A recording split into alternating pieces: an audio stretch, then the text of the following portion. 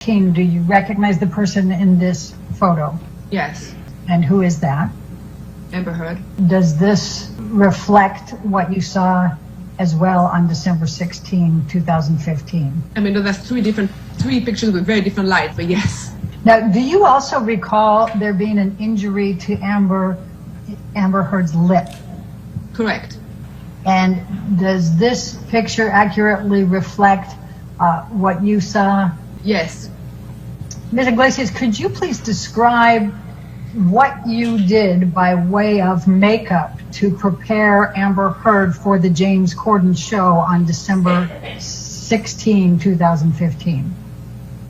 Yes, just did makeup, but just a little heavier. We covered the discoloration or the bruises with a little slightly heavier concealer that has a little more of a peach undertone, which I would normally don't use on Amber, but peach do cancel blue. So I did that under the eyes. I remember clearly talking that we had no other option that night but then to use a red blood, like a really red lipstick, to make sure we could cover up the injuries on the lip. And were you able to cover all of the injuries? Yes. Is this a picture of her that evening, December 16, 2015, on the James Corden show? Yes. What, if anything, did you observe on the difference in Amber Heard's demeanor before the show and then on the show? That she had the ability to turn it on, that she, the ability to do her job and perform how she was supposed to perform on the show.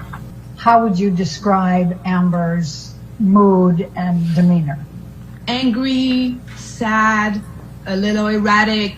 Do you recall someone named Ms. McMillan having any role in helping to prepare Amber Heard for that James Corden show that night? Yes. Samantha was a stylist, and my recollection is when I entered, Amber was crying, looked pretty upset on Samantha's shoulder, and Amber looked really upset.